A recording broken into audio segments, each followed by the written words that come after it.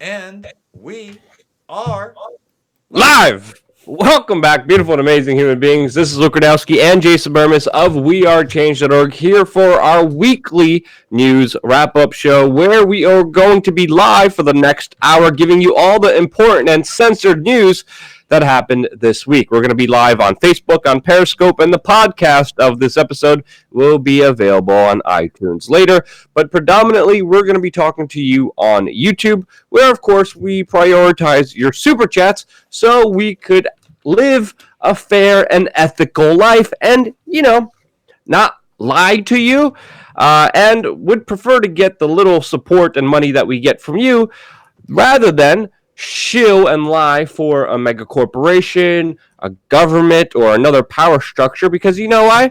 Uh, Jason, you probably agree with me.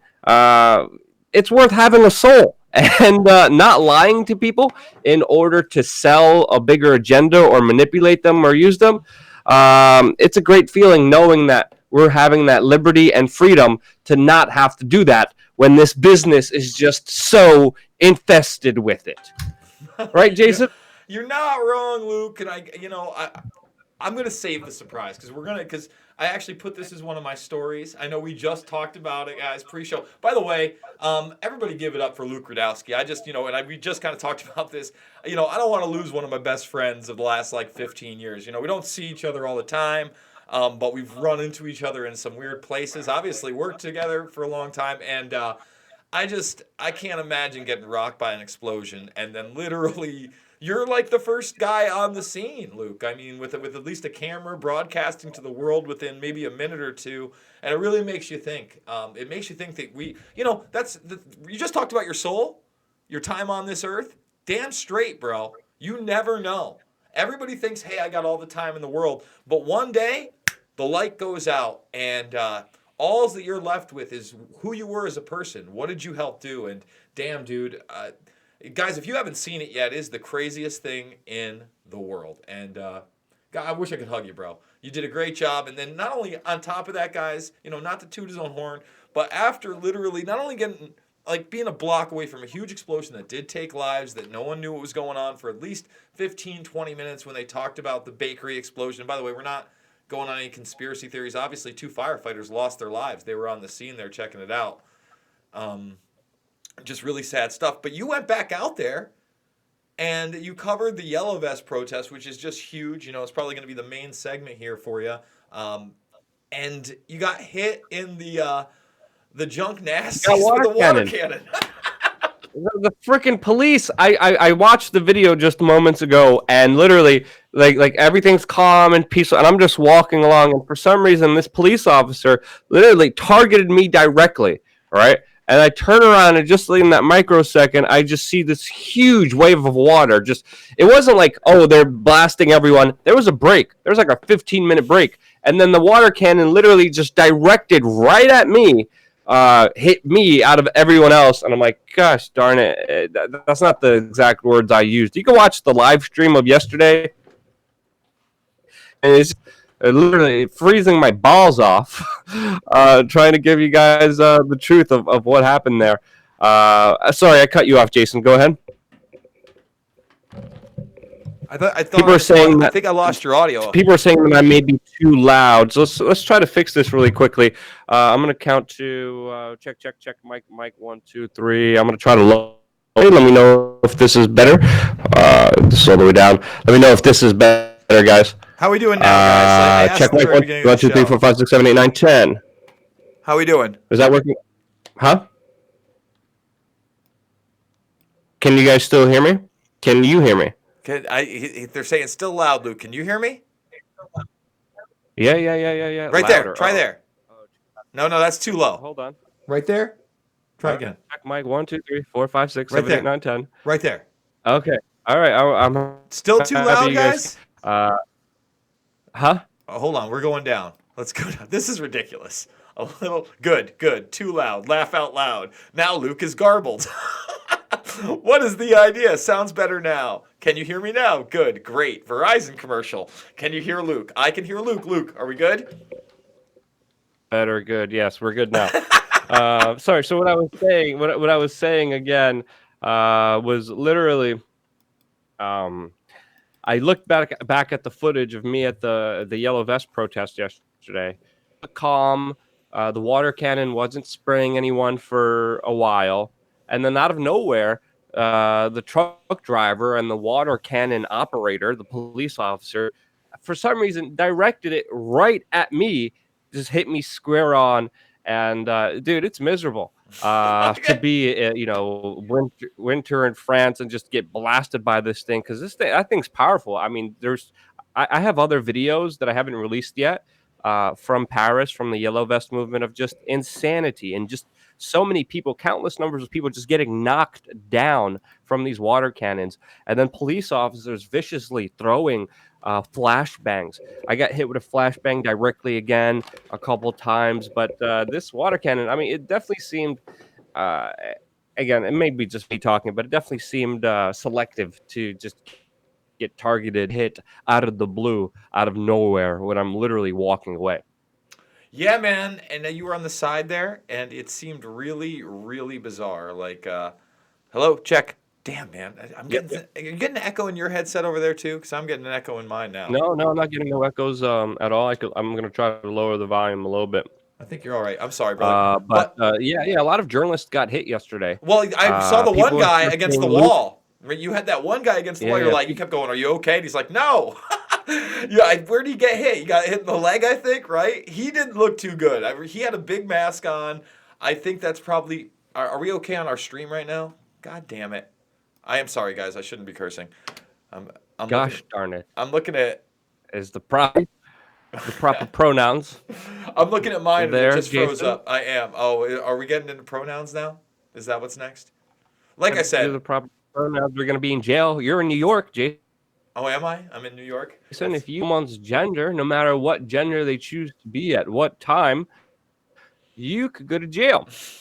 Living in right now, John A. Resch left a better gear. I kind of agree with you, John, and all the people out there. Well, you guys also have to understand. I was in Israel and Palestine that same week, and the explosions happened in Paris for some reason, which I'm still perplexed about. And same with the water cannoning. And everything was peaceful in Palestine and Israel. But it was a last minute trip deciding to go to Paris. My friend Emily Molly, who's a reporter, she volunteered and said she was going to bring extra gear, and she volunteered some of her gear. She was also there with me on site of the explosion that happened in Paris. She has her footage out there. I retweeted some of her stuff. You guys, if you guys want to follow her, there's also another incredible situation that she's dealing with the mainstream media that is just screwing her over right now. But I'm not going to get into too much detail about that until she comes out against that. But just guys, understand, incredulous things are happening, especially with the main being there in Paris. Especially during the disgusting to see the mainstream media just get into the way of first responders and rescue workers. It was just disgusting to see them like run to like literally gurneys and people being rushed out of there to save their lives, and a journalist is like getting in their way trying to take a photo.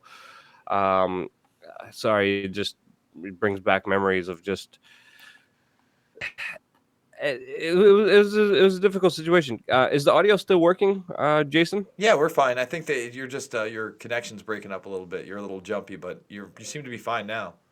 Everything should be good. Everything should be fine and good on my connection. I'm not Yeah. really downloading or doing anything else. No, you're not I'll turn jumping off my other now. stuff. Yeah, I'm just saying like every once in a while your audio's going in and out. We got a couple super chats while we're clearing all this out. And by the way, again, Luke, damn good reporting. Again, this movement's not stopping, no matter what the media says.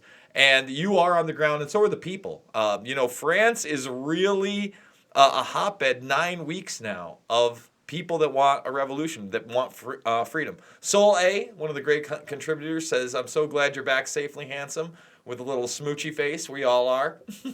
And then we have, thank you so much for the super chat, Macro P and Macro P with a $14.99 super chat. Thank you for keeping it alive. We also got a couple new members, Luke. Carlos, Richard Bennett.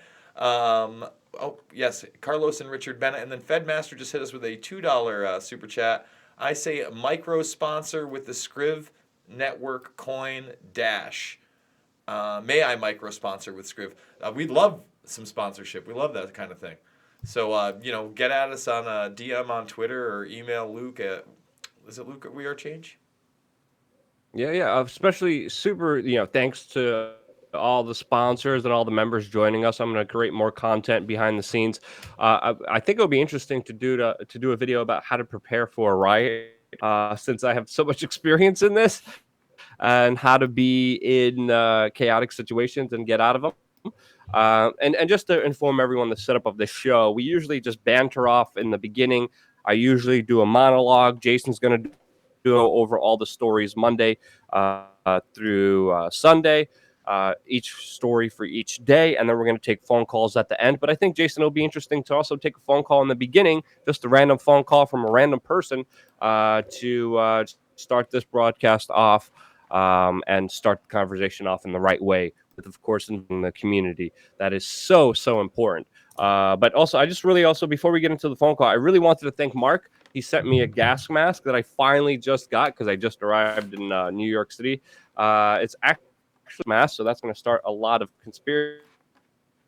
If you've been watching this live show, Mark has been commenting, saying that he's going to Mark so much. Also, a gas mask that hopefully won't make me sound too much like Kermit. Also, from Bethlehem. I was actually in just a few days ago. Very synchronistic. Thank you so much for your message. Really appreciate everything you wrote here. Love the line where you say lies will only have power as long as people believe in them. And you're talking about Palestinian Christians and Muslims living peacefully coexisting for years and all this other stuff. Literally, Turn it on, as honey. I was in Palestine. So very synchronistic. Thank you so much. So we're taking a phone call. Do we have someone already on the line, We Jason? we do. You're You live sure with do. you're live with Luke and Jason. What's your name and what would you like to talk about? Hey, man, I'm April, and thank you, Luke, so much for your courage over in Paris. I was watching the whole time. My question is the same that's been in the chat, and what a super chat or a super heart just asked, and that is, how did the bank run go for the yellow vesters? And I'm going to hang up and let you answer. Well, thank you so April, much. thank you so much. I really, really appreciate that. I'm going to get to that right in my monologue because that's literally Okay. what my monologue is all about. I just say let's just get started. Let's just get right into it, Jason, if that's okay with you. You sound good. Let's do it. All right, as long as the audio works and everything works, let's first get into the first story, and that, of course, is all the latest updates about the yellow vests with, of course, my prediction to what's going to be happening next. And guys, there's so many fascinating details, not only including the bank run, but also the latest updates with the French Rocky Balboa. But as we know, for weeks now, the mainstream media, especially the Western mainstream media, has been counting out the yellow vest movement, dying out. This is something that we've been telling you was going to happen. Not only the attacks from the mainstream media, but tampering out a little bit because of the cold, because of the holidays. But we told you something that the mainstream media didn't tell you was the fact that this movement's going to come back bigger and stronger than ever, and we could definitely expect a European spring. And it came back quicker than we even expected, as we saw so many people, massive crowds just moments ago, just this Saturday ago, for the 9th installment of the Yellow Vest protests. Growing than all the other ones combined. This on the fact that the French government actually warned protesters, saying that they will be persecuting people for protesting without a permit, shows a significant increase in this movement and shows how it's spreading not only in Paris, but also all of France and the entire world. And you guys should know our coverage of the Yellow Vest movement is being censored, as all of the videos that I just released from France are demonetized, are up for review. And when videos are demonetized and up for review, this means automatically the algorithm does not allow other people to see it in the suggested, in the search engines. And you saw our videos, some of them that got millions of views from our coverage down there that beat out the mainstream media. You typed it into the search engine, you didn't get that. You got lower ranked videos from CNN, Fox News, and other propaganda media outlets. So just know our coverage is being censored while the mainstream media and their narratives are being pushed. And their narratives are just utterly, truly disgusting, awful, filth. Would be a compliment to the trash that mainstream media is putting out about this yellow vest movement, as we even saw by the Mirror that's talking about how the yellow vest movement is standing for child abuse and Brexit because of a leaflet that they saw randomly at one of the demonstrations, which shows you how just desperate, how much they're just grasping at the straws to try to defame this movement by showing up, grabbing a random flyer, which correctly, one idiot could have printed out or could have been even a false flag attempt and said, this represents the entire movement, and now the yellow vests stand for child abuse, which is absolutely disgusting. We saw the same thing also in Canada with the CBC, an article which was pointed to me by Leah. And this one starts off with the title, don't dismiss them as crackpots. Who are Canada's yellow vest protesters? And of course, this article is another scathing hit piece on this larger movement, talking about how they're trying to all attack Trudeau. Again, just more and more disinformation. And this is information just happening with English speaking text. The propaganda in France is even higher than it is in the United States, Canada, and in the United Kingdom, to the point where yellow vest protesters are seeking vigilante justice. And when they're seeing news reporters, mainstream media news reporters at the protest, they're beating the crap out of them. Just like we saw this Saturday in Rouen, where uh, a journalist from a liberal publication brought out a team of bodyguards to try to report on the yellow vest movement, which literally created a brawl. We also seen other movement of a journalist who got fly kicked and dropped to the ground because the crowd thought he worked for BMF TV, which is the French equivalent of CNN. And being there on the ground yesterday, I saw a number of journalists being pelted with rocks, with bottles. I saw a number of reporters have their cameras taken away. I saw a lot of fights between protesters, and it wasn't a very easy situation to be in, especially with me there with my camera, my DSLR, and also my live stream. Because again, I don't speak French. No parlez-vous français over here. I could, do my, but that doesn't really change the fact that I'm still a journalist, and incorrectly, a lot of the yellow vest movement are seeking vigilante justice against journalists, mainly because the media has been attacking them. And it's to understand here why the media attacks a movement that is filled with people on the left, filled with people on the right, and is also filled with moderates who are calling for a bigger kind of change, a bigger kind of uh, um, discussion to be had that, of course, the mainstream media is not facilitating. And the media, by and large, generally does support the European Union, does support the government, does support Macron, especially in France, and does support bankers. And as we know, Macron, the president of France, is a former Rothschild banker. These are all establishment um, figures that, of course, the mainstream media caters to. And in the larger yellow vest movement, this is all of their grievances that they have against. The French protesters are even calling for a Frexit. And as we saw this past Saturday, they were angry and destroyed an EU flag, which is illegal in a lot of parts of Europe. And a lot of these people are just sick of the system, which they deem unfair, and are having a hard time to survive and put food on their table.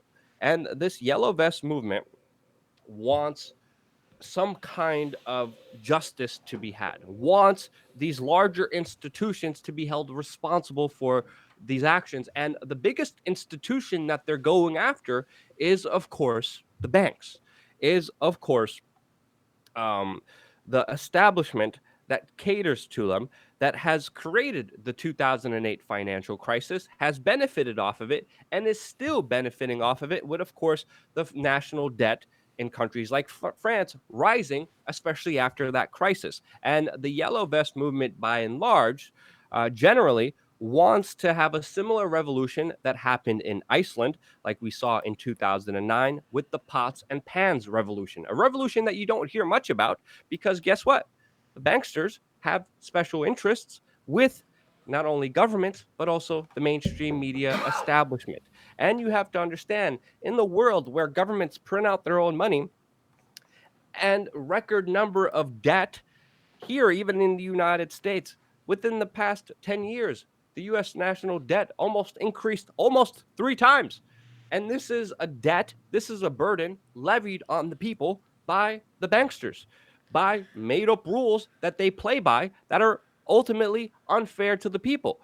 And that's why we're seeing this kind of larger accountability by the Yellow Vest movement being directly pointed at the banksters, being directly calling for the pots and pans revolution and calling for a bank run to, of course, have a major effect on them. Now, with the banksters' control and influence of government and media, you could bet your bottom dollar you're not going to hear a lot of the information that they want you to hear, especially when it comes to people de-investing from these major financial institutions, because a lot of these institutions that people have a lot of grievances with, they ultimately run on people's participation in it. So when people are calling for that withdrawal, when people are withdrawing for it, expect a lot of disinformation when it comes around those specific topics, and expect those results not to be documented and shared with you, because obviously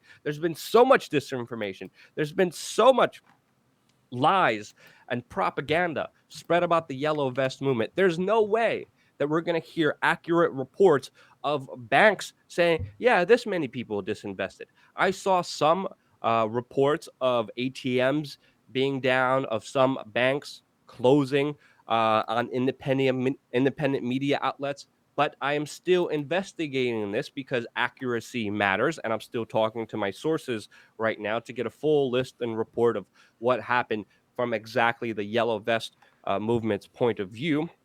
And I will be fact checking that and reporting on it later. But as of now, I just saw one small report. Still have to confirm it. Don't expect a lot of truth. Don't expect a lot of honest reporting from this because, again, this is the Achilles heel. That participation that we're all involved in, that we could cut in a matter of seconds, that the Yellow Vest movement is bringing attention to. And the Yellow Vest movement has already been successful in many different ways, not only having the president say publicly that he will never bow down to the list of demands that they have, and they kind of released a very general one, and then shortly after, relinquishing that belief and going to some of those demands, still hasn't gone far enough, according to many people's opinions. But the Yellow Vest movement has been very active in many other ways that has been incredible. They destroyed over 60% of France's speed cameras that, of course, are tied into a private company that, of course, the French government sold the rights to fine people. And the Yellow Vest movement is literally going all around France, destroying speed cameras and stopping toll booths, so the government and the private quasi corporations that they sell out to can't make a profit off of them. And that's something that the Yellow Vests want to stop and are stopping, and it is having a major effect. And these ideas, as well as the idea of a public referendum system, are ideas that run against the establishment, and that's why we're seeing such a huge disinformation campaign. Another major demand of the Yellow Vest movement is for the RIC, which is, again, a referendum system like the state of California has, but the French people want it on a national level in France, where they get to decide and vote on issues like, say, marijuana legalization that we saw in California that was passed by the people.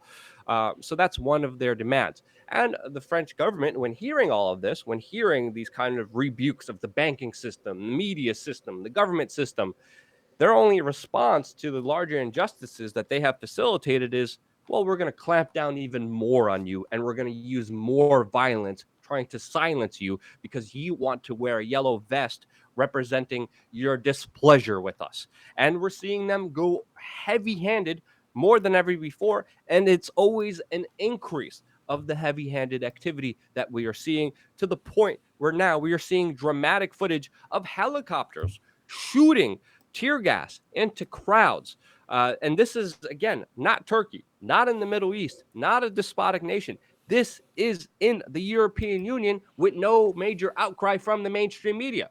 When similar events unfolded in countries that the United States and the US State Department wanted to overthrow, there were running headlines and video clips talking about, look at all these horrible people being gassed. We're not seeing any of that in the mainstream media right now, which should make you concerned and make you raise a lot of issues when it comes to this specific cause. And it's not just tear gas from helicopters that's being thrown. We're also seeing French riot police now being armed with semi automatic weapons with live ammunition, and even a protocol, a last resort protocol that the French government has to release a chemical weapon that could stop the yellow vest movement from taking over key government buildings in Paris. This is absolutely insane to be seen to the level that it has gotten to. An insane level that I think will lead to a death very, very soon by the hand of the state. And I have to say, uh, it's incredibly lucky that that already hasn't happened already, with the sheer amount of violence by the state, by the police, which we have been documenting, which we have been targeted of, which I've been water cannoned yesterday because of. And we've seen people lose eyes, we've seen people lose hands, we've seen even 10 people die, linked to, of course, this yellow vest protest because of accidents. But I do believe with the violence increasing, that there will be a death that happens on the hand of the state that will create a kind of V for Vendetta moment that will change the game and change the landscape, because the amount of violence that the police forces are using indiscriminately is an outcry and should be a major issue that everyone should be talking about, but no one is, because they control the narrative, they control the mainstream media, and when we talk about it, we get censored and demonetized. We're seeing horrible, horrible footage of people just getting shot with rubber bullets. It is a miracle that people have survived and people haven't died already on behests of the state. And again, the 10 deaths that are linked to the yellow vest are linked because of accidents. But again, I do think that there will be death by the state that will be a game changer. Now, when it comes to the French Rocky Balboa, this is a very interesting story that I believe proves my kind of theory that this will happen, because we have this man, Christopher Dettinger, who was a former boxer, who right now is in jail because of a viral video of him fighting back against the riot police. And according to him, this former boxer was there with his wife and a friend who was battling cancer, and he saw police tear gassing people, hurting people with flashbangs, with rubber bullets. And he got angry, especially when his wife and his friend were tear gassed for no reason. He decided to say that he's going to defend himself. And this is where the viral video of him fighting back comes from. He is now in jail, and people have raised 114,000 euros for his defense. And we saw the huge crowds of people literally chant his name in one of the largest ninth versions of the yellow vest movement yesterday. This is only an epitome of bigger things to come, as we're seeing violence ramp up on both sides of the spectrum. Again, I am not, a fan of violence. I've seen it happen to a lot of the journalists out there. I worry it's going to happen to me. Uh, so far, it has happened to me on behests of the French state, and I do see the French state as I saw yesterday, as I saw in my previous time covering the Yellow Vest movement, initiate and start the violence. They are the ultimate initiators of it, and it will only get worse from here until that crescendo moment that I talked about. That could happen next week, that could happen 10 weeks from now. But ultimately, you have to understand it's going to happen sometime soon, because the Yellow Vest movement is not going away anytime soon. Expect a more detailed report when I find out more direct information about the exact bank run. This is an incredibly fascinating development that we will be covering closely, as we have been on the ground and with all of our sources in France, with, of course, more expected trips by me there, which, of course, are made possible with your support, with your donations, and your super chats. So, once again, I want to thank all of you amazing human beings who are giving me the privilege to report for you, to be there on the ground for you, to face the censorship, to face the violence of the state, to actually tell you, hey, this is happening. An important task that is only made possible with you, which, once again, I thank you from the bottom of my heart for making possible. That's my take on it. Jason, anything you want to add or any feedback you have?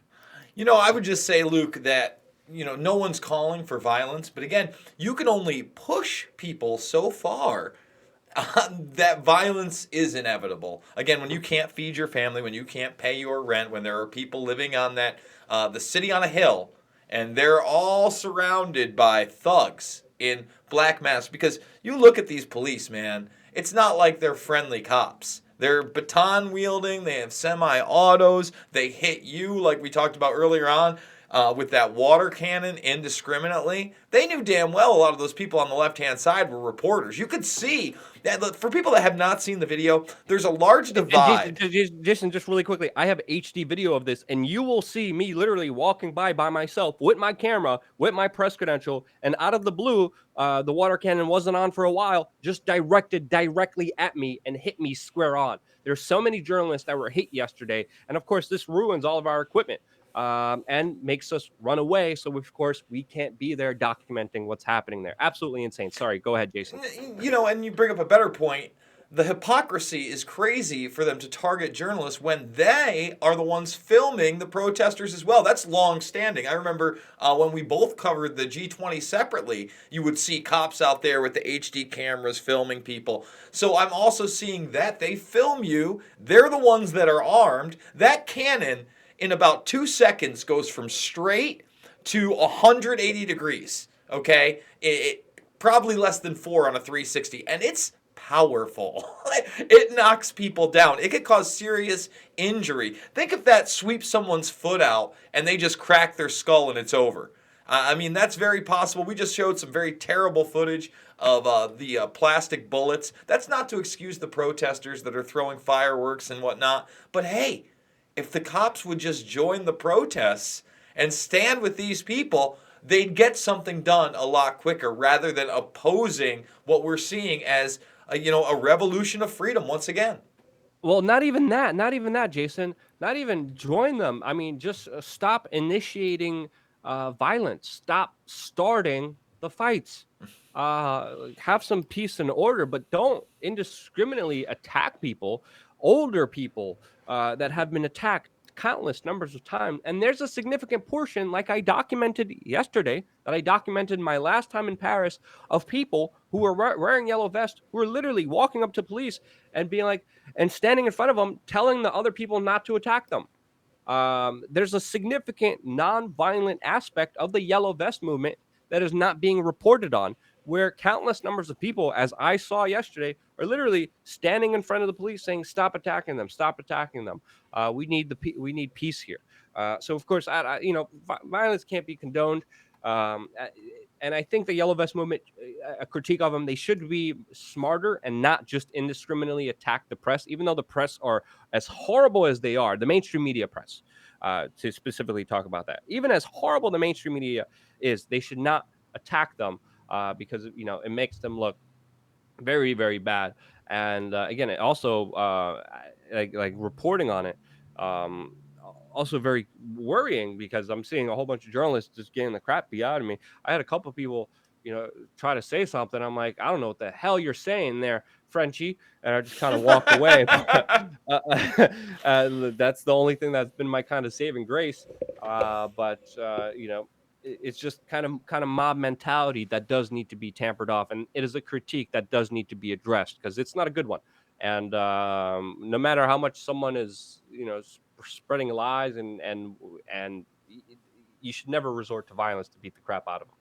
Um, that's just my opinion. Maybe an unpopular one, but that's just what I think from being there on the ground. Because again, it does affect me, and it does affect how I'm able to do my job there. Because again, I have to worry about violence from the police and violence from some of the more violent elements of the yellow vest movement, which is not good.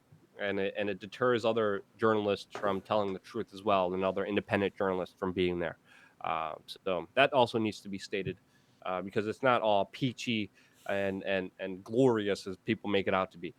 There's a lot of other information that does deserve to be said. Well, to speak to your point about the journalists not being great, Luke, how about the fact that when that explosion went off, people were on stretchers trying to be brought to help, and you had journalists getting in the way, chasing down the firefighters with a monopod. You were one of the very few people that I saw that was trying to help the situation, cordon people out, get people out of Yeah. the way, and allow people to get the assistance they need. And I guess it is very frustrating, that language barrier. You don't want to be associated with the press because again, you're targeted on both ends. Yeah, I have to say, I do have to commend the people of Paris, especially around the explosion that I've been around, because I mean, I was there, I was completely shocked. I mean, I had a helmet, I should have put it on. There was debris falling down, there's people getting injured as they were escaping. But I have to commend the French people because it happened. Whoever was injured, French people just randomly ran up to him and started helping them. It was amazing. Like there was a moment where I'm like, okay, I can't just film here. I got to help somebody. I got to do something. And every time I like looked, there was already someone doing it. So I definitely want to commend the French people for just rushing into the action, rushing in to help people. Everywhere I looked, trying to do something, I was like, oh, they're doing it. They're doing it. They're doing it.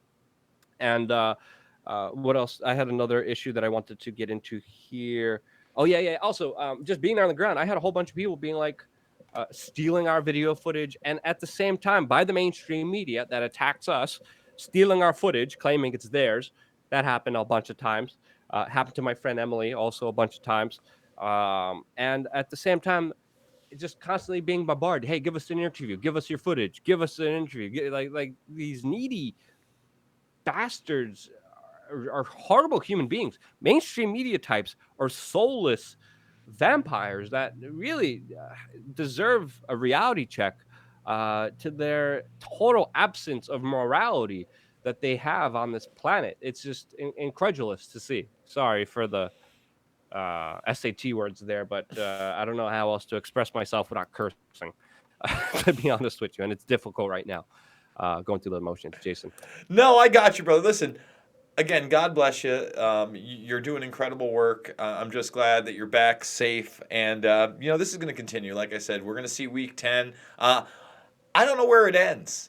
Where do you think this ends? I mean, it's interesting that it hasn't gone much farther. I mean, it's spread out throughout the country and the world a little bit, but Paris is the epicenter. What are your opinions on that, Luke? It's not only just Paris, it's Bordeaux. It's so many other cities all around France, and we're seeing large demonstrations. Ultimately, strategically, what I'm going to see is most likely again a violent incident. Someone's going to die, either a police officer or a protester is going to die. With the way this is going, this is not going away. It's only going to get worse from here. And then I think it's going to be strategic for the Yellow Vests to organize kind of a national day where all of them go to Paris and shut down all of Paris, because we're seeing tens of thousands in little cities all over France. So we're most likely going to see a kind of larger collective of all the Yellow Vests, of all of France, of all of other places being called for one day, one action where all of them storm Paris. So I think that's going to happen. I think it's only a matter of time till that happens. I still think the epicenter, the kind of bigger moment, will take place during the spring. This is usually where a lot of the bigger kind of uprisings do take place. The weather is still cold out there. It's not pleasant being outside. It's really not pleasant being outside, being totally wet. So I still say give it some time. I'm gonna try to see what effect this bank run had. And again, it's gonna be harder to fact check everything, but I'm gonna do my best on this. I also have just insane footage that I haven't had the chance to edit yet.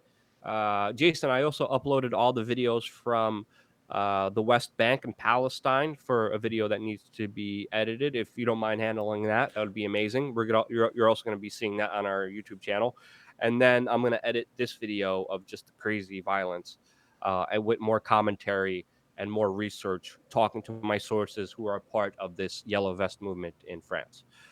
So yeah.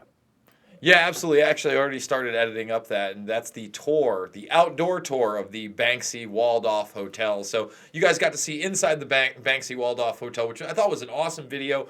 Totally underviewed, guys. If you're watching this stream and you haven't seen that video, if you're into artwork, it's incredible. And then right now, there's a tour that goes with it, and that's kind of taking you through the West Bank. And yeah, hopefully that'll be out in the next couple of days. So Yeah, again, guys, you guys understand we're getting censored more than ever. Like, there's no way. Like, I'm doing these videos and then they're getting like it's just utterly insane what's happening on the back end here, and it's frustrating because there's something happening, and we've been documenting it for a while. Any other channel interviews me, puts my name, tags description, title automatically demonetized. Happened to Josh Sigerson, but we're making another video for sponsors, which is going to be the full tour of the Banksy kind of tour of the Palestinian side, the Palestinian kind of argument, and then we're going to do a 10-minute kind of quicker rundown for everyone publicly out there. Sorry, Jason, I cut you off. Finish off, and let's go over to some of the super chats. yeah, you got it. No, that was pretty much it for me, man. Again, it's been a big week on that end. Actually got a lot of backup subscribers. Thank you so much for that, guys, because we'll need that backup channel. We got 3,500 this week, mostly due to the Dark Overlord document videos out there, and we're still trying to go through there. That's actual information. That's an actual issue. So we need your help on that as well. And that's how you're the change. You don't go for false breadcrumbs, if you will, Luke, and super best friends. We'll get there because that's a story this week. I'm kind of like alluding Jason, let's to it. just get right into it because this is a perfect segue into what you've been researching and what we've just been talking about beforehand, right before we got on the show, which I find fascinating. And that, of course, is all the latest developments about QAnon. Jason, we'll get to the super chats later. Tell us about the information about QAnon, which I'm finding incredibly fascinating. And then once again, we have been vindicated after being viciously attacked about the QAnon subject.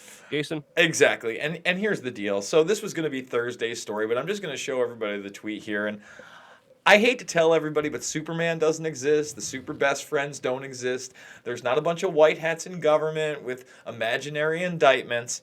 And back in, I believe, April of this year on that beloved backup channel, by the way, folks, I did an interview with somebody that you guys may be familiar with. Titus Frost did a lot of good work with the Podesta emails and whatnot and some other stuff. So he comes on and he explains to me, and again, I'm not in this world, so I don't really understand it, that basically this was a quote-unquote LARP, and that it was started by a guy named Defango. He goes by Defango Lives on Twitter. He has a YouTube channel, Defango TV, and a bunch of people he met at DEF CON. Now, Luke, DEF CON is the international hacking conference that happens once a year. I'm hoping people are Yeah, gonna I was follow. there once before. It was absolutely insane. Met a guy, hacked a car randomly in the parking lot, literally just got into it, totally brought up Michael Hastings, but that's a whole nother story. Sorry, go Yeah, ahead. you But don't we bring have your coverage actual of DEF phone. CON on this YouTube channel. Yeah, you don't bring your phone to DEF CON. You turn your regular phone off, you get a burner, and that's how you communicate with people. That's the kind of place that DEF CON is. So it basically was derived out of this world of puzzles and trolling. A lot of these guys were on apparently a webpage, and we're going to have an exclusive on this, folks, by the way. We're going to get into that in a minute. But they were on this page called Cicada. And, it's a puzzle page, but basically what happens is people make their own puzzles, and then they let other people not solve them, and then they come in and they act like a genius for solving them. And everybody goes, look, you solved that puzzle. But really, they were that person all the time. So, some things happen. He puts together this group on Discord, and for the first 2 weeks or so, they're posting all these questions and basically trolling everybody, and it starts to take fire. So, they were, I asked them, they were still part of the group before a quote unquote trip code goes off. And Luke, do you know what a trip code is? Nope. Nope, me neither, because I'm not on these friggin' sites doing this ridiculous stuff with breadcrumbs and riddles of people that are supposedly save the world. So, these guys are having a good time on 4chan, 8chan, just asking questions. And, I'm going to tell you a couple other people. James Brower is another. I think it's either Brower or Browder. And he was somebody who was a low-level Trump campaigner. He was inside on the campaign, doing kind of back-end social media stuff. And that's how he was the first one to post. And basically anybody in this Discord could post. There's another person named Microchip. We are going to have an exclusive, in-depth interview. We'll probably cut to the meat and potatoes of 10, 15 minutes on the main channel. But I'm promising, folks, we're going to get as many of these hackers that actually did it, all the forensic evidence, and you're going to get an hour-long, 90-minute uncut interview on how this went down. And I haven't done a documentary in a while, Luke, and I got to tell you, I've always wanted to do a comedy. So it could be QAnon, a hoax story. Yeah, it's just absolutely crazy that so many people fell for it and took riddles and just this nonsensical information. This is information that, of course, was just common sense to a lot of people. So, what we have to do here is just present all the information as best as we can to make this a solid case, because it is important to understand the reality of situations and not just believe something because we want to believe in it. This is a major problem of humanity. It's a major weakness of human civilizations to want to believe in something because it's a good idea, because it sounds nice, because it may possibly do this if we believe in it. Reality of the situations are sometimes different, and it's important to surround yourself with evidence, with facts, and to make sound, rational judgments and decisions based on that instead of online riddles on 4chan and 8chan or whatever it is. Interesting topic. I look forward to your interviews and more videos about this specific topic. I definitely expect to be totally attacked for even bringing this up. And even then, I think people are still going to have, more speculations out there. And I remember even, Jason, during the explosion that happened in Paris, I remember reading some of the comments, and people were calling me a fake crisis actor. People were talking about how I staged everything, how this was a staged Unbelievable! thing. And I'm looking at the comments, and I'm like, I mean, very well, it could be government trolls, because the government, U.S. Pentagon, the Israeli government, actually have specific programs that takes taxpayer money to fund people sending vicious troll comments against anyone who's anti-establishment. That could be a very big reality of it, to spread more lunacy, to spread more disinformation. It's a part of the bigger Cass Sunstein disinformation campaign that he publicly called for, that we know is in the works. But there also are some legitimately crazy people that I met in real life who think everything is a stage, everything is fake, and it was just insane to see me being called a fake crisis actor during this larger explosion, and people saying that I'm a part of a bigger psyop. It was definitely disheartening, but also kind of a reality check to how strong we need to be and not be affected by other people's dumbassness. Sorry. No, You read some comments, you're right? absolutely right. And the other thing is, I was talking to Defango, like the actual guy, just so everybody knows, this is the guy.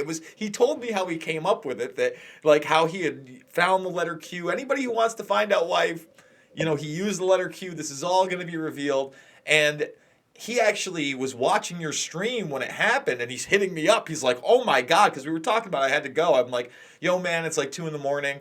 I got to go grab a coffee. We're about to do this all night thing, blah, blah, blah." And we've been talking back and forth, and he literally goes, "Look, man, some people just get lost in the internet." And that's the truth, dude. People, listen, just like you can get lost in TV and think that, you're in a Friends sitcom or some kind of not, we all believe these certain things that are not true. Some people dig deep into things that are not true. And you have to realize when you listen to people that say, I was on the toilet and Q gave me a call and he let me know to trust the plan.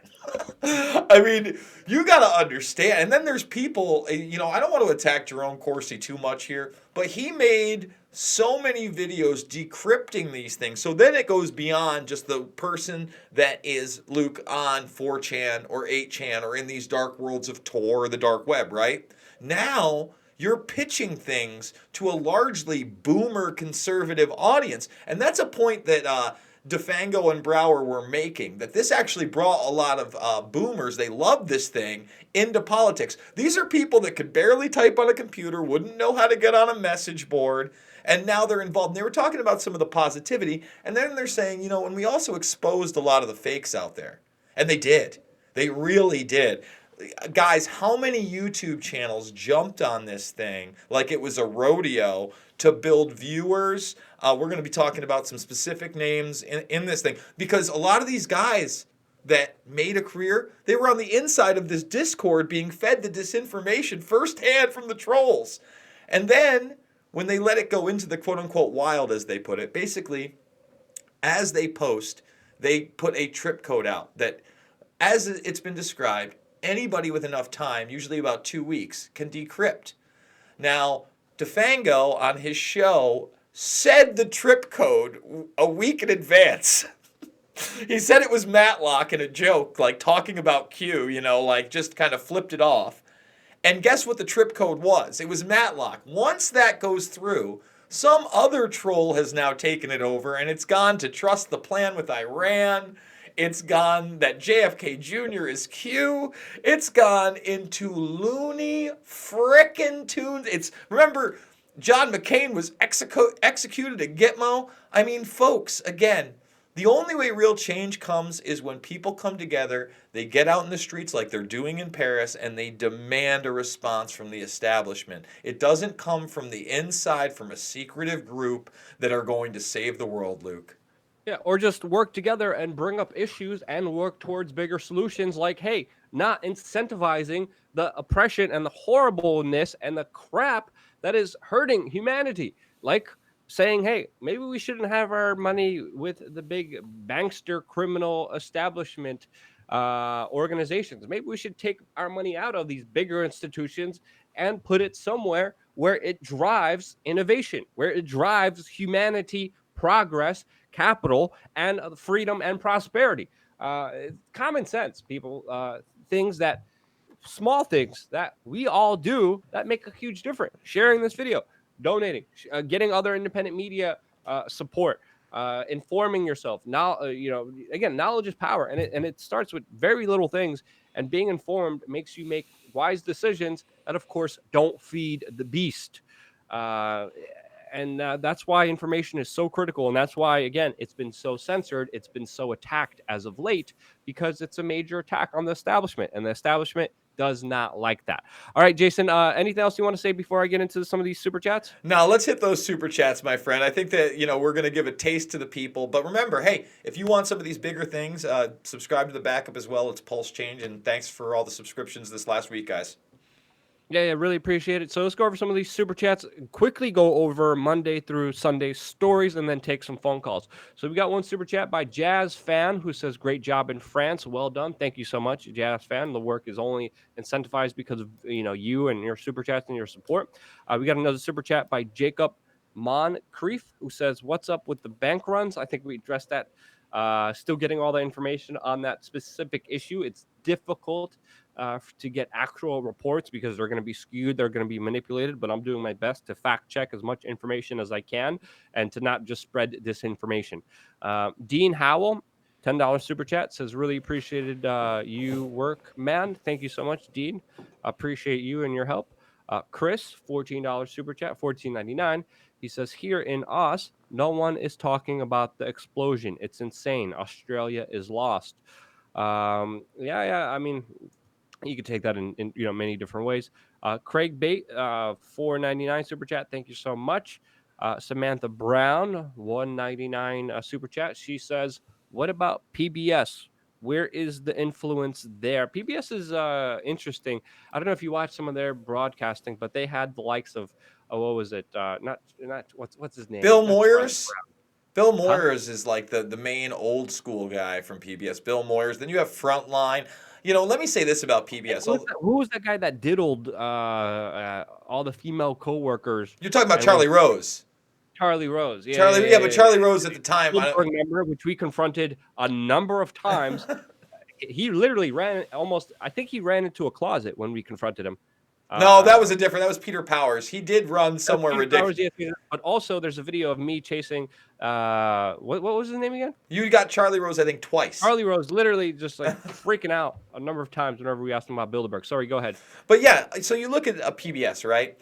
And it is publicly funded broadcasting. But at the same time, look at the journalists, like you just talked about Charlie Rose, right? Well, these are establishment journalists that have already kind of been taken in by the system. Special interests, intelligence, you take your pick. We already know from the 1970s in the Church Committee that many of our journalists were compromised. And many of those journalists that are still in PBS today are from that generation. People like Bill Moyers, people like Charlie Rose that you just said, Frontline. So I think that first of all, you will get more truth on a PBS than you will in a lot of these other ones because they don't seem to have that left-right slant, maybe a little NPR flavor, if you will. But let me give you an example, Luke. In Invisible Empire, I had to use footage from one of their programs for the Mark Hepting versus AT&T case, and that was the one that proved, again, that there's been secret server rooms in every telecommunication office since the 90s collecting all digital information for the National Security Agency. Okay? It's been going on forever. Carnivore Promise, you name it, all that stuff, they have everything databased. He went to court with them with other people. The only other person that covered it, and very briefly, one time, was Keith Olbermann at the time on MSNBC. They did an in-depth 15-minute piece. And you'll see that again and again. The problem is that even when they do a gem like that, Luke, it's largely ignored by the mainstream media, A, and just nobody sees it to publicize it in the quote-unquote alternative media because let's be honest, the alternative media is a pretty big joke fest right now. We just spent 20 minutes talking about what a joke fest it's been for the last 6 months plus. You know what I'm saying? So Yeah, it definitely took a very negative downturn to where it originally started and where it originally was to just absolute hypocrisy and becoming the enemy that they used to fight. yeah, and I'm not even just talking about one organization. I know one comes to mind, but a lot of people out there. Okay, because remember, Corsi was a guy who had his own thing with WorldNet Daily. Just a lot of people disappointing. So again, PBS, hey, you'll get a little bit more truth, but they are hiring establishment hacks that work with the system time and time again. Yeah, no surprise there. We got another super chat by Patrick Segan. He says, "Why is violence acceptable in France but not USA?" Patrick, if you watched the earlier monologue, I pretty much talked about violence and how it shouldn't be acceptable and how there does need to be a larger kind of critique here. But it also is also perplexing to also see how violence is actually working in France and how uh, historically, socially, and economically, violence does lead to some results, which is also another issue to delve into and could lead into bigger debates. But it's not deniable that when the people started fighting back, that's when Macron started going into some of the things that he didn't want to do. So that's an undeniable fact. But the bigger debate on that, that's a whole nother video. That's a whole nother topic. That's a whole nother discussion to be had. You got another super chat by Rainy Steps. Thank you so much. By Sherry McGee. What is that? Smiley face. Thank you so much, Sherry. Really appreciate you. Got another one by Argyle. Thank you so much, Argyle. You're one of our members as well. Appreciate you. And he says, any data on how much a French FR Leo makes? It's all comes down to money. Do you know what that means? FRE Leo? I'm not sure exactly. And Argyle's one of our I'm members as Googling well. it, but do you mind getting the rest of the... Yeah. While you do that, let's read these off. And by the way, Argyle, thank you for the support. A French law enforcement officer. I have no I idea. remember there we go. Deciphered your code there, Argyle. I remember there being gripes with the police unions in France just a couple weeks ago, saying that they were understaffed, underpaid, and of course, Macron has changed that and has increased their salaries recently. I'm going to look up on Google exactly how much a French law enforcement officer makes. Jason, you want to get the rest of the super chats really quickly? Yes, sir. Let's see. We got Samantha, right? Wait, hold on. I'm sorry. I'm scrolling. I was scrolling through the regular ones there. Where was our last one? Who was our last one? Samantha Brown. Speaking of conspiracies, what do you think about the mystery letter at Bush's funeral, Jason? I again. Was it a mystery letter, Luke, or was it an eyeball? I don't tend to listen, symbology is real. Like for instance, you want to know some real creepy symbology? I think you'll agree with this one, Luke. Under the World Trade Center, they had that all-seeing eye with the entire globe in it, literally right under the Trade Center. And there were little eyes everywhere in the subway on the way in. I don't like that. I think that there may be some symbolism there. I don't know that there was any mystery letter at the Bush funeral. I'd like to thank Flying Cloud for becoming a new member, and GP for you tonight. GP for you tonight. For the 279 super chat. It's proven violence does work, unfortunately. Oh, I think does we should. it? I think we should delve into that issue, not now, but make a separate video about it because it is a very, very fascinating dichotomy, and it does bring up some unpleasant truths. And again, we're all about the reality here. We got to face the facts, and I think we should do a research or a debate on this and really delve into that. But it does bring a very, very interesting topic to discuss here that does need its due diligence, and I believe can't be rushed Well, I mean, into on one level, how can you argue with it? Because you look at, yeah, imperialism and you look at the way that the war machine works and how successful the military industrial complex, especially, the US led military industrial complex has been. And how do you argue with that point? It's very upsetting. But at the yeah. same time, is it really working in the sense that it's bettering society, or that that's the way to solve problems? Or like we started this program with Luca, we don't take corporate money and we're not shills because we do have a soul and we do believe that the things that we do and say and the way we act actually matters. Yeah. So you're right. We could talk about it forever, and we should do a separate We just video. have to make sure. I think one of the biggest hurdles that the Yellow Vest movement does have to be aware of is that they don't become their worst enemy.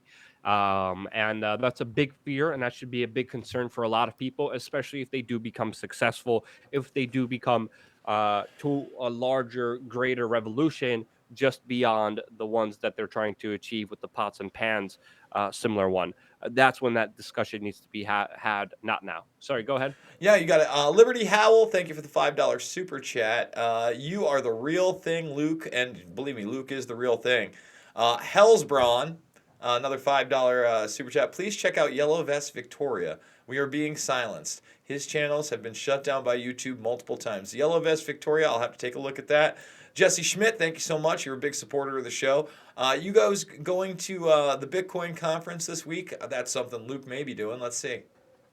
Jesse, I just gotta, check in on myself, make sure I'm doing okay. Been through a lot. Been through a lot. So definitely need to make sure I'm right before doing other trips. So it's still up in the air. But it would be awesome to see you definitely at the Miami kind of Bitcoin conference that they have there. I do have a lot of friends coming there. It's going to be kind of a spur of a moment decision, to be honest with you. But I'll announce it on my Twitter or Facebook. Normandy Frankia, hello, you dirty dogs. And then there's some kind of an emoji. I don't speak emoji, so I don't know which one that is. You know Where's the which? Jason Burmis emoji? No. Son of a gun. I Just want a kidding. Jason Burmis. I'm not going to forget. I know you're not. I just hate emojis in general. That you know how much I loathe all things emoji. Lojo for real from the Father's Farm. Tell me about your Kabbalah string you have on, Luke. I know you're Christian. Are you Christian? Yeah, they're talking about the red string, which is kind of synonymous with the Kabbalah. But this is actually red string that Jeff Berwick's wife gave to me, Kenna Berwick. It actually has Catholic representations on it. and she gave it to me. There's something crazy happening, and she said, "Wear this for protection." And I've been wearing it, kind of a symbolic thing, kind of a placebo effect kind of thing, and that's pretty much um, just how I, view it. I don't view it as anything else or anything more than just just that. So yeah. And then we got one more, and thank you for the 19.99 super chat, by the way. And one more for Reno for $10. Great reporting, favorite channel. Well, thank you so much. That means the world to us. And I want to thank some of the members. I don't know if they're still up there, but I know Phoenix Liberty was up there. Gentry was up there during the thing. We don't get to give shout outs to everybody, and it's tough to read the chat when it's going crazy. But thank you guys so much. You don't understand. Like, I enjoy getting up in the morning, and I enjoy being able to share, real news with people, things that matter. Like we were discussing before, it really matters. I feel like, I don't want to toot our own horns, but I feel like my life has meaning and value. I don't know about you, and I hope that others can feel the same way. Yeah. Leah Stewie says that bracelet worked for you in France. That's for sure. Yeah, I got very lucky in France, to say the least.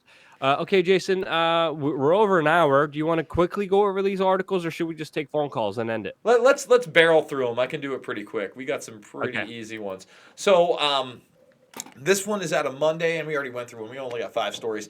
Apparently, one of the big suspects, I hope this puts this kind of like tabloid terrible story to rest, but convicted pedophile Gary Olivia, who's actually serving time for child porn, has written and confessed to killing Jean Benet Ramsey. It always is crazy to me that this story, 25, probably, is it almost 30 years later? It's close. That it still captivates people. It's an interesting story, but it's been one of those tabloid ones, and I hope that it can finally be buried, because there's been all sorts of conspiracy theories about this one. The father did it. He worked for Lockheed Martin. It was the brother. They covered it up. The mom did it, yada, yada, yada. I hope this brings closure to that very awful story. Tuesday's story. I don't think this one might go away. This is now the second young, well, this one wasn't a young black man. I think this guy was younger, but the second black man to die, a prostitute, in a large Hillary Clinton donor's home. His name is, what's his last name? Buck. Edward Buck. He's quite the contributor, and he's injecting people with meth, including this person right here. Look at this skeleton of a person. These are the type of prostitutes that Mr. Buck seems to enjoy, and situations to be in. And now, whatever they're doing in there has now caused the death of 2 men in just a few months. Yeah, a lot of them are showing up dead on his doorstep, and of course, connected with Hillary some way. Hillary's connected with a lot of horrible people: Kevin Spacey, Harvey Weinstein, Bill Clinton, a lot of Jeffrey Epstein, a lot of weirdos. Yeah, a lot of weirdos. And so we'll just move on to the next story. And this was one I had hoped for, but you corrected me before the show, and I did not see the correction. We know that Bolton earlier in the week, or 2 weeks ago, we covered it, said, listen, we're not really leaving Syria. It's okay. The president said we're leaving Syria. We're not leaving Syria. We got a lot to do. We got to talk to, Israel and Turkey, and we're not really leaving Syria. So then Israel said they wanted the Golan Heights region in exchange for the United States leaving. I never knew this was a hostage negotiation that happened between Israel and the United States. Absolutely insane.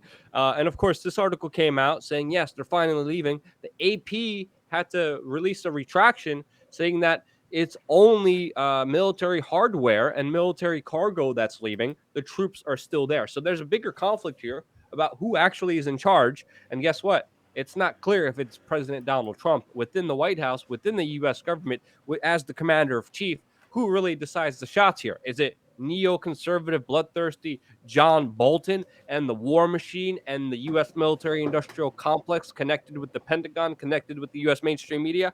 Or is it the president of the United States that was elected by the people of the United States? And it's looking more and more and more like the opposite is true, and that your vote ultimately doesn't matter, because this story is just absolutely ridiculous. There was also another article talking about how John Bolton was literally calling for the United States to airstrike Iran in September of last year, openly calling for policy to do that, where Donald Trump and even the U.S. Pentagon had to be like, that's a little bit too much there, John. Let's calm it down a little bit.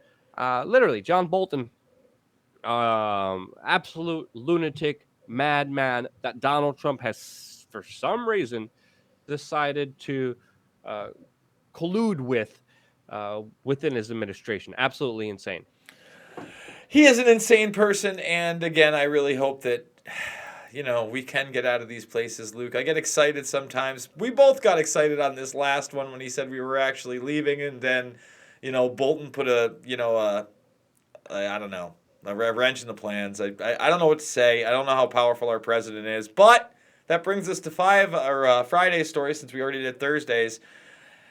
Hopefully, a president can do something, and we'll be voting for that president in 2020, Tulsi Gabbard, as she has announced with closet truther Van Jones, and somebody you've had some conversations with. You've talked to Mr. Nothing Burger himself, that Tulsi's going to run in 2020. And you know what? A lot of people, Luke, including myself, one of the reasons we voted for Trump was because he said he was getting us out of the Middle East. Well, Tulsi Gabbard, who is the most likable, the smartest, the most well-spoken, and the most for-the-people Democratic candidate possible out there, is running for president. She's got my vote. Well, Van Jones did call security on me a lot of times, as you would probably see if you look at old We Are Change videos. Just look up We Are Change Van Jones. But Jason, I would be a little bit skeptical here. Tulsi does sound, again, very anti-establishment, very anti-military industrial complex, has called for a lot of good policies before, but she has also called for a lot more government before. I also found it very interesting that Ron Paul also made an announcement saying that he has reached out to Tulsi Gabbard for a very long time now. And as a former member of Congress, it's extremely weird that she has declined his invitations to talk and to build a bigger coalition with Ron Paul for a very long time. She is former military. She is keeping a very closed house. She has refused to do interviews. I've been trying to do an interview with her for years now. It's been extremely, extremely difficult. But I would be a little bit skeptical here. It does sound like an amazing thing, and it does seem more viable with the more that the establishment attacks her. So, two sides of the coin here. Ultimately, great news. I hope we get some interesting topics. I hope she has some Ron Paul-esque moments in presidential debates where she actually brings up the actual issues. But we will see. We will see what she stands for, what she represents. And again, even then, I would still be skeptical because as we saw with Donald Trump, he talked a good game, but obviously there's a lot of hurdles to the establishment that he's a part of that he's only reinforcing by bringing in more swamp monsters like John Bolton. So be careful with what politicians say and try to look at them. She's squeaky clean, but we will see how this moves forward from here. That's my take on it. People are saying she's sponsored by Source. I don't know if she is. I got to do more investigations. We should do a whole investigative piece on her, like a 10-minute piece, just to give the whole lowdown here about the good and bad about Tulsi Gabbard. Because I bet there's, just like with any human being, there's good stuff and there's bad stuff. And it's about calling it straight. And it's about being honest instead of just vying for political power. We're not going to do that. We're seeing so many other independent news organizations just bend over and take it up the wazoo because they think they're gonna grasp or gag on some power. It's not gonna happen. You're just being used. So yeah, it's my take on it. Let's take a phone call, and unless you have anything else to say. No, not really, man. My Saturday story was you anyway. I mean, just great job on Saturday, bringing it full circle. I just want to let everybody know. Again, Luke's out there really busting his ass. He really put his life on the line. It doesn't come any closer than what had happened over the weekend. And, I just want to thank you for remaining strong and deciding not to call it a day and going out there and going hard and then getting hit in the Johnny nonsense with a water cannon. So, with that being said, everybody, we are going to take calls. And remember, be on the lookout for some big stuff. The Banksy tour. QAnon, the interview. We're really going to talk to Q. We're not going to tell you we talked to Q. We got the trip code, but we're really going to do it. It's like it's actually going to happen. So get ready, folks. And for those that do not have the number, let's bring it on over. It is 607-542-9184. Give us a call. All right, we got Let's another chat. super chat by Reno who says, "Great reporting, favorite channel." Thank you so much, Reno. Did we give out the channel correctly? What do you mean? Oh, wait, did you finish? Sorry, I cut you off. No, we already did Reno. Reno is like, thank you so much. We didn't do Jesse Schmidt Well, yet. we got another super chat by Jesse Schmidt who says, "Appreciate you, who's I think guys, all of your coverage of the last couple of weeks. Have a good week. God bless." Thank you so much, Jesse. Hope to see you in Miami. Hopefully that works out. Definitely, I'll announce it as soon as I decide. Go ahead. Let's take this phone call. You got it. You are live with Jason and Luke on the We Are Change Show. What's your name? What would you like to talk about? Yes, sir. Yes, miss. Hello. Hello. Hello. What would you like to? What's your name? What would you like to talk about? My name is Talon. What do you think will be the most valuable asset in 2019 since the stock market's falling right now? All right, we'll take that on the other end. We'll answer this one too. We'll get to you in 1 second. So, what's the biggest asset in 2019? I don't know if it's going to be the dollar. I'm not sure. You know, crypto could go up in certain cases. I think that it's gone down to the point where maybe it's bottomed out. But hard assets, I think gold and silver might be the way to go this year. They have not had a huge amount of positive movement, but maybe I'm wrong. Luke, you know Definitely more. more silver than gold. China just announced how they could forge and manufacture gold. So keep in mind about the manipulation of those markets as well. Is that true? To just diversify as much as you can.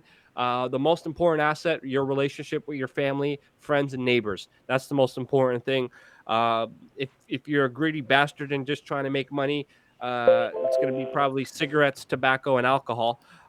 Because a lot of economic experts, even the professional ones, are saying that there's going to be a correction and a recession in 2019 based on the U.S. economic system, which, as we know, is facing a huge correction. Hello? It hasn't happened yet, but One needs moment. to happen.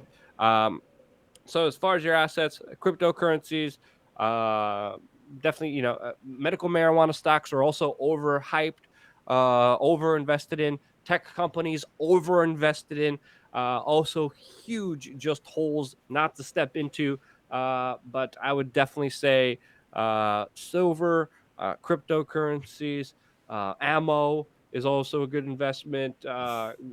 Guns, which whether you buy them or stocks or whatever, those are kind of things that still go up throughout the years, economically speaking, not socially speaking. Sir, you got another caller? Yes, we do, sir. What is your name? What would you like to talk about?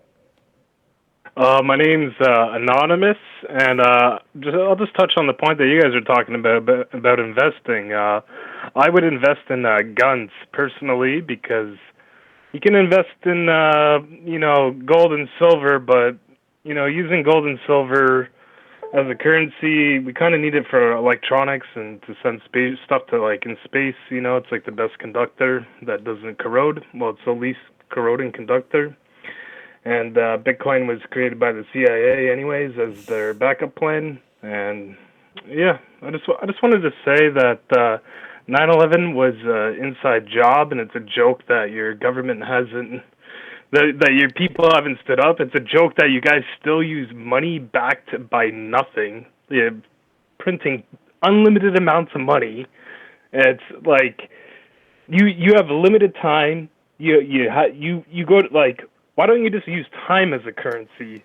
Ever think about that? You go to work for 10 hours. Why not get paid 10 hours? Well, Everyone creates time at the same time. Everyone creates 1 second at a second. Everyone creates 24 hours a day. Why not use time? Well, let me say this, brother. And My friend Joby Weeks actually came up with that idea with mountain hours, which was a local currency used in a small town in Colorado. Look up mountain hours. It's been trialed, it's been tested. You would give out literally 1 hour of time, and people would value on that with their specific skills. Definitely a bigger concept and idea that I do agree with. You said CIA could be the Bitcoin could be created by this could have been created by the CIA. You could be right. It could be a big honeypot. You never know. And yeah, you finished off my point. Economically speaking, whether it's guns, depending on the state that you're in, if you could have them or not, or even stocks of gun companies. Historically, especially within the last few years, the trends have been going up. Without also, of course, talking about the social commentary, we're just focusing on the economic one before getting into that whole kind of sphere. So yeah, anything else, Jason or caller, that you want to get into? Well, I let the caller go, but I would say this. This is why time can't be a currency. Are you ready? My hour may not be worth your hour or anybody else's hour. There are some people that are productive in an hour and are worthwhile. Listen, it's a very socialist idea to use time as a currency. Not that a zeros and ones fake banking system where money can get printed out of nowhere is a good one. But I think, again, you look at the barter system. There are some times when trades are equal. I need this, you need this, this is worth more than that. If you're telling me that China's announcing they can manufacture gold, I mean, gold is going to shoot down unless that production cost is extremely high. That's an interesting aspect. But scarcity is a real thing. Market manipulation in all of the markets, because it's rife with that. There's people on the inside. There's people who are in the know who are using the markets to their benefits. It's clear. It's obvious. So, sorry. Finish up, Jason. No, absolutely, man. My point is this. I'm not a socialist, and that's a very socialistic idea. I'm not saying that we have a great currency system, but I can tell you right now that time is not the way to go, my friend. Do you want to take another call, Luke, or should we end it on that note? And we got a couple other super chats too. Well, it depends. I'm not calling for a socialist thing. The mountain hours were based on a person, and depending on how much he wanted to charge for how many hours, it wasn't like a universal thing. So No. Mountain hours. Listen, I remember Joby. Joby had the yellow shirts. I remember his mountain hours thing, and that was more of a locally based currency for Main Street to trade with one another. In other words, keep the money within the community. And it was a very community based currency, and it was an interesting idea. It wasn't just based on your time. It was much more like, hey, I'm going to pay you in this to make sure that this money comes back into our system. It was a brilliant idea. Yep. Definitely worth looking into. And the last two super chats by Patrick Segun, who says Trump is going after Turkey now. WTF? Haven't seen all those latest developments, but I'm going to look at the latest geopolitical news and, of course, make another geopolitical U.S. petrodollar news analysis video this week as well. We got another video by Normandy Franca. He says, keep the change, you filthy animals. Thank you so much, Normandia. Really appreciate you and all the other people who make this broadcast possible and independent media alive with your support and your donations and your shares. And you guys subscribing to real independent media means the world to us, and it keeps us going. Jason, take it from here. I'm starving. I'm tired. I just flew from Paris. So I don't know. I would kind of prefer to call it, to be honest. No, that's it. I'm with you, brother. Listen, it's been a long day for me, nothing like yours. I can't imagine the last 48 hours for you has got to be just one of the craziest 48 hours of your life. It really does make you think, some of the most hard-hitting moments of that when you were just wanted your family to know that you were safe.